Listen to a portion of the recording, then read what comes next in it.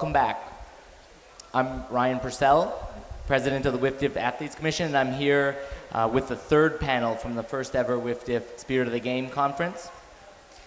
I'm excited to share that we have 100 plus years of ultimate experience up on stage with me. This is a panel entitled Spirit of the Game from an Administrative Perspective. And so I would like to have the panelists introduce themselves and share where they're from and some of the organizations they've been involved in, the roles they've had. Hi, my name is Patrick van der Valk. I am the chairman of the WFDF Spirit Committee. Hey, I'm Richard Moore. I'm involved with Spirit of the Game in the Australian Federation, the AFDA. I am Danny Saunders, the Executive Director for Ultimate Canada. I also sit on the WIFDIF Spirit of the Game Committee. Hi, I'm Will Deaver. I'm the Managing Director for Competition and Athlete Programs at USA Ultimate, and I also serve on the WIFDIF Ultimate Committee. And hi, my name's Cy Hill. I'm CEO of UK Ultimate and also involved in the WIFDIF Ultimate Committee. Thank you all for joining us, guys. So, as I noted, there's a lot of experience on this panel coming from a range of countries and various committees. What I'd like to do is, to start off, is to tap into some of that experience and that knowledge that you have and ask a question for each of you. Where do you see, or what have you seen over the past, say, 10 years or so, the greatest strides that we as an Ultimate community have taken with regards to Spirit? I think for me, one of the biggest strides that we have made is the development of the Spirit of the Game scoring system, which dates back probably 2004 when it first came out of Montreal, and then we got a group in developing it within the Beach Ultimate group. Got lots of feedback over the years and have been honing in to try to get a fairly decent description and definition of Spirit, but also allow people to see how are they doing on Spirit. It's not about the drinking games, it is much more than that. So I think that was, to me, one of the biggest things that we've done in Spirit, to basically start to quantify it, and with that we can start to make better improvements. Thanks, Patrick. Yeah, I mean, for me, over the last few years, it's sort of changing from that, a feeling out of 10, giving a score to another team, and you're sort of like, well, were they a 6, a 7 out of 10? I don't know. Now we can sort of break it down, talk about it with our team, and maybe then next time we can say, well, here's a way we can sort of compare, experiences as well. And yeah, basically moving ahead with that scoring sheet and beginning to introduce Spirit medals as well at regional and national championships, especially national championships now in Australia, having those medals on the Spirit of the Game prize on the same par as the winners of the tournament. It's a great development. Thank you, Richard.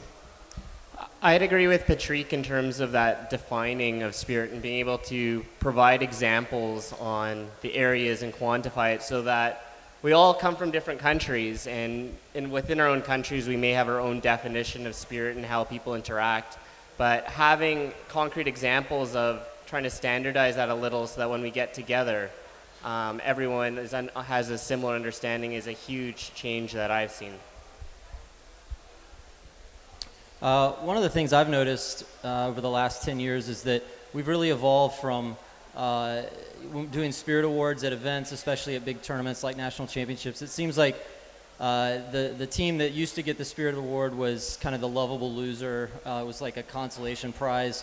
And now, more and more, especially with the rating system that is measuring how people are doing on a game-to-game basis, you find that there's a lot of teams that are doing really well in both the tournament and in the Spirit rating system.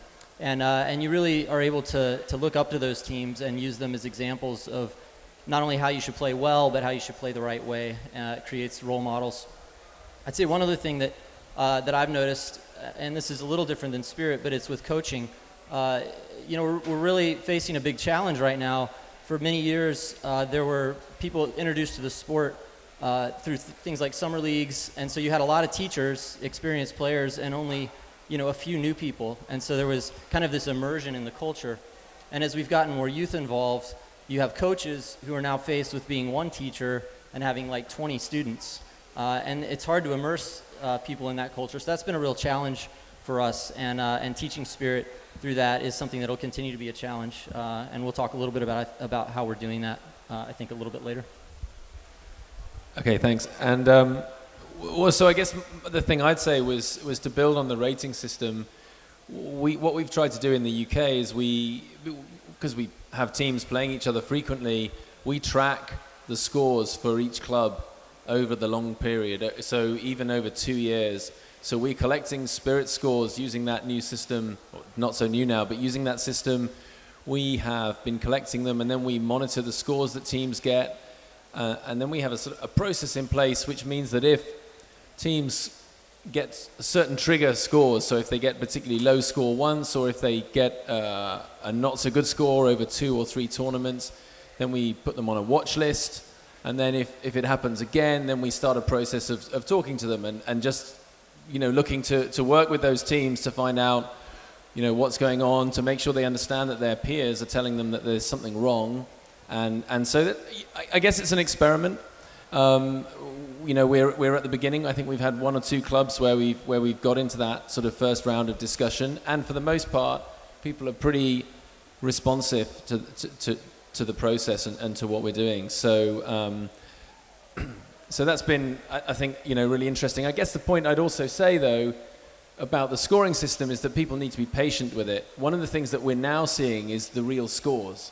And I think when it first started, we weren't seeing real scores. We were seeing lots of difficulties with scores because people didn't understand how to use it and so on. So I would say to any country that tries to use these things at every tournament, you need to be quite patient. You need to give it some time for those scores to start to mean something so that people get their head around how to use it.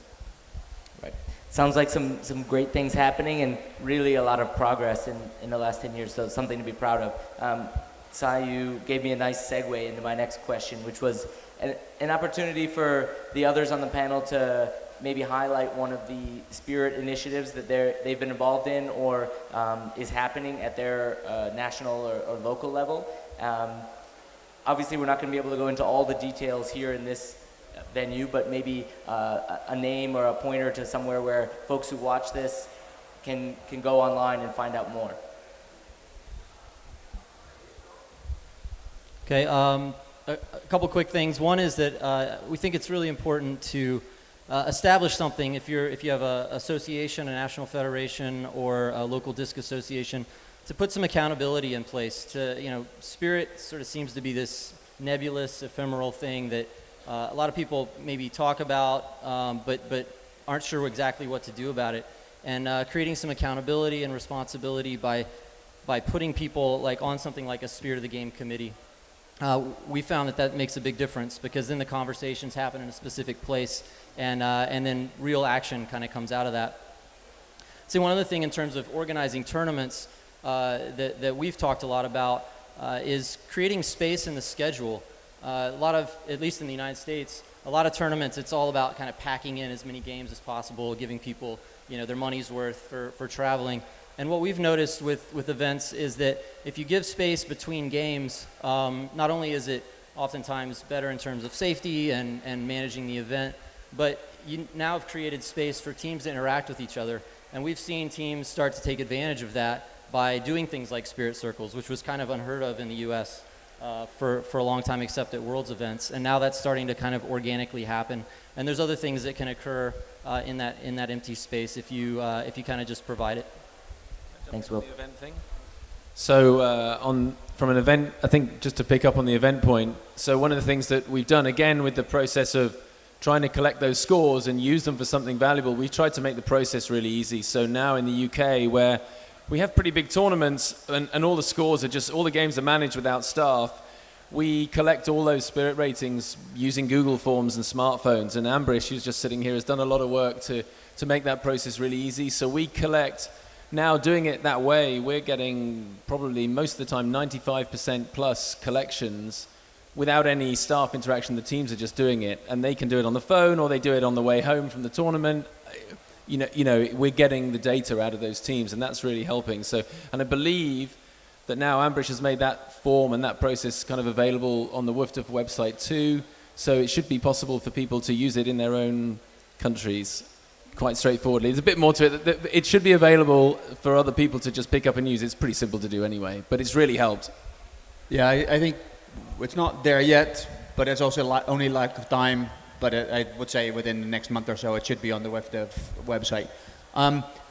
To hook into what Will was saying about responsibility and a Spirit of the Game committee, I also think it's important that teams have a Spirit captain. I think the captain can focus on the game, the tactics, and everything else.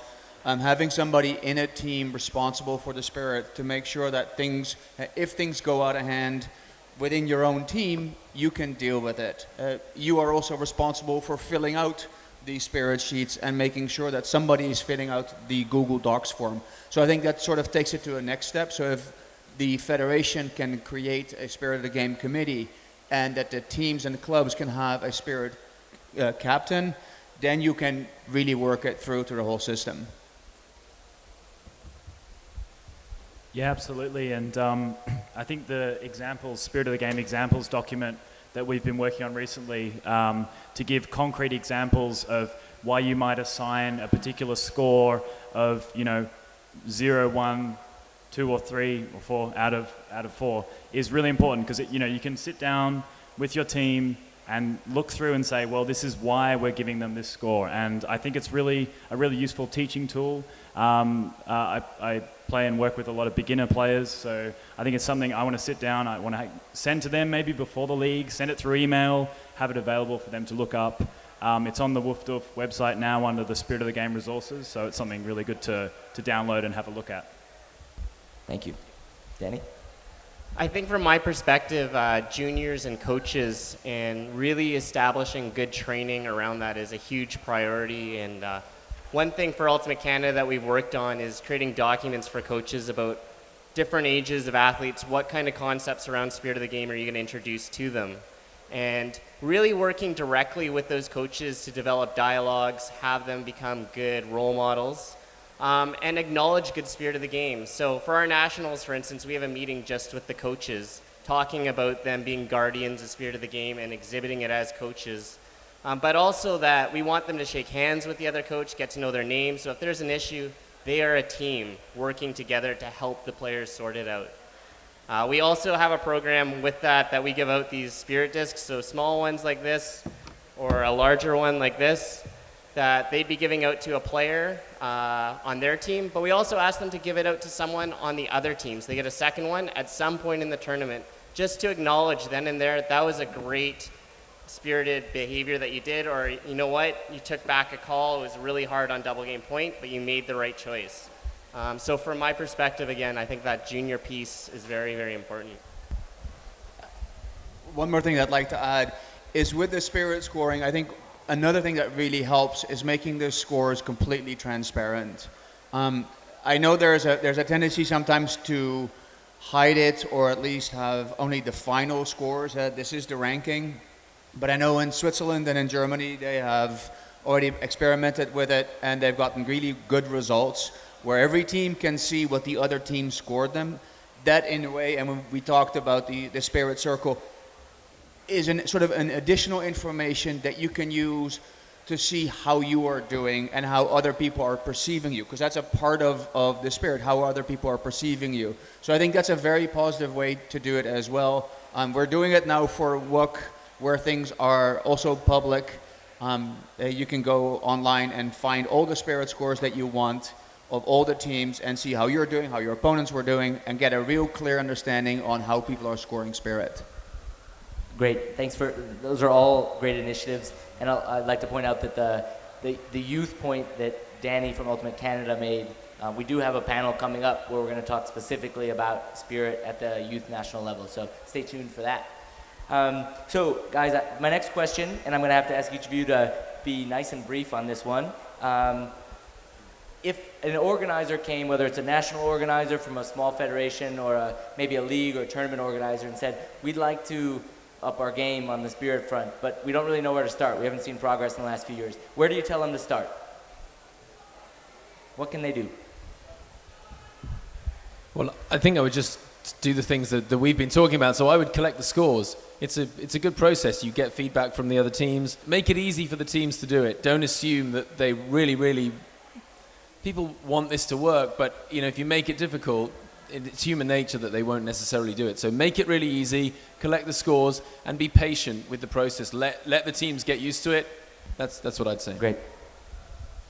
I think just do things to keep it front and center.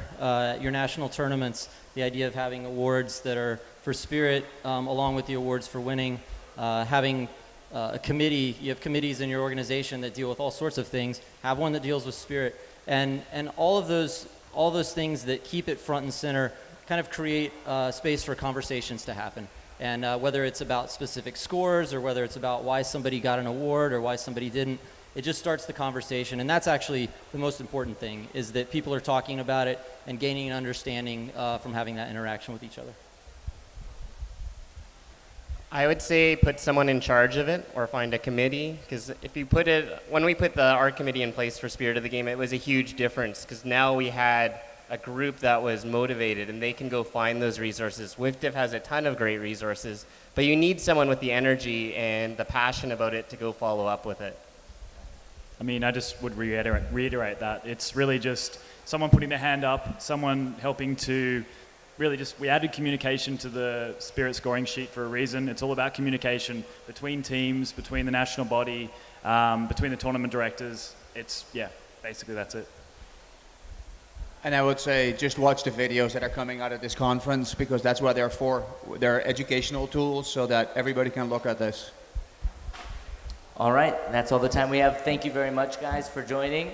Can I get a round of applause?